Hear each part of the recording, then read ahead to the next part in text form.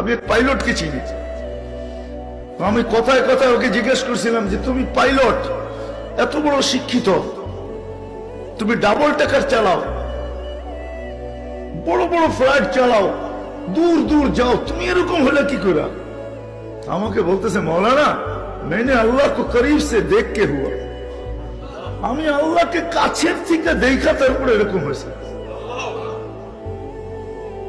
আমি বললাম যে তুমি আল্লাহকে কাছের থেকে দেখলাম? মানে আমি ফ্লাই করে যেতেছিলাম হেথ্রো এয়ারপোর্টে লন্ডনে। যখন আমি ইংল্যান্ডের সীমানায় ঢুকে গেছি, হেথ্রোতে আমি ল্যান্ডিং করব, সীমানায় যখন ঢুকে গেছি তো আমি বটনে পুশ করে চেকিং করে, এর আগে চেক করে যে সবকিছু ওকে আছে কিনা। তো আমি বটন চেক করতে যেয়ে দেখি আমার চাক্কা নামবে না, কিন্তু আমার কাছে ফুয়েলও নেই যে আমি ফেরত যাব, কারণ আমি 9 ঘন্টা ফ্লাই করে আসছি, 18 ঘন্টার ফুয়েল আমার কাছে নাই। আমাকে হয়তো ক্রাশ করাইতে হবে, না নামতে হবে যে কোনো ভাবে। বলে আমি হেথ্রো টাওয়ারের সাথে যোগাযোগ করছি যে আমার এই অবস্থা, কি করবে করো, আমার কাছে ফুয়েল নেই, আমাকে হয়তো ক্রাশ হইতে হবে, নাহলে কোনো ব্যবস্থা হইতে হবে যে আমি ল্যান্ড করতে পারি। হেথ্রো এয়ারপোর্টের ভিতরে কিয়ামত হয়ে গেছে, কিয়ামত, যে এই জাহাজকে ল্যান্ড করাবে তো করাবে কি করে। তারপরেও একটা সিস্টেম থাকে, ঠিক না?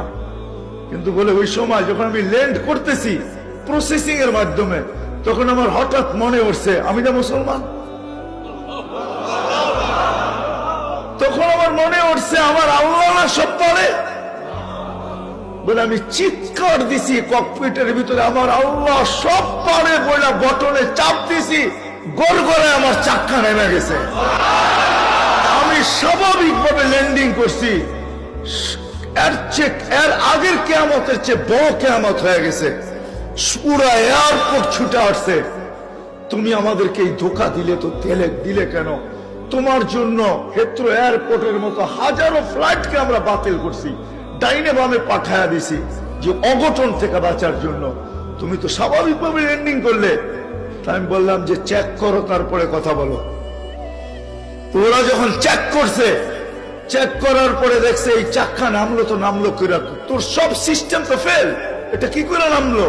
বলে আমি দ্বিতীয়বার দরজার ভিতরে দাঁড়ায় চিৎকার দিছি আমার রব সব পারে। তখন আমি এয়ারলাইন্স এর মালিককে, এয়ারলাইন্স চালাদেরকে চাবি বুঝাইয়া দিছি, লও তোমাদের চাবি, 4 মাস পরে চাবি আমি হাতে নিব যদি দেও, এর আগে